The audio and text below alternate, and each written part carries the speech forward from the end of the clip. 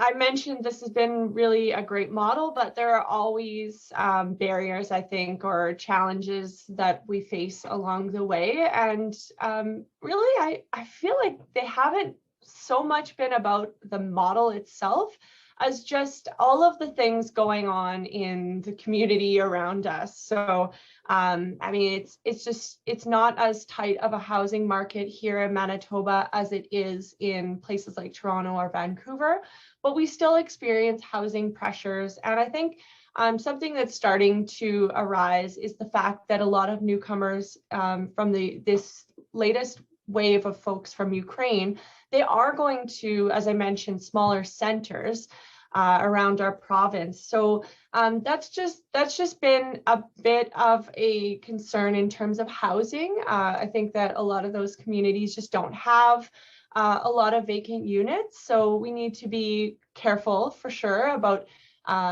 thinking about how many folks go to those communities and whether there's housing available for them. Another thing is childcare.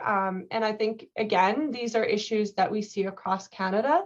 There's just not enough childcare spaces. So a lot of the families, when they arrive, they don't have any childcare right off the first few days, right off the bat. They just don't have that. So, you know, of course, you're lugging your children around as you go to all of your appointments and do all of the things that a newcomer has to do in the first few days after arrival in Canada.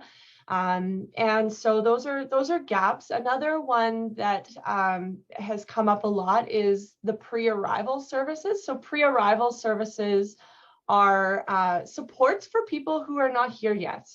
So how do you decide where to go? How do you decide which province you want to go to, or whether you want to choose to come to Canada or to the US, for example? So there's a lot of Ukrainians reaching out to organizations for support.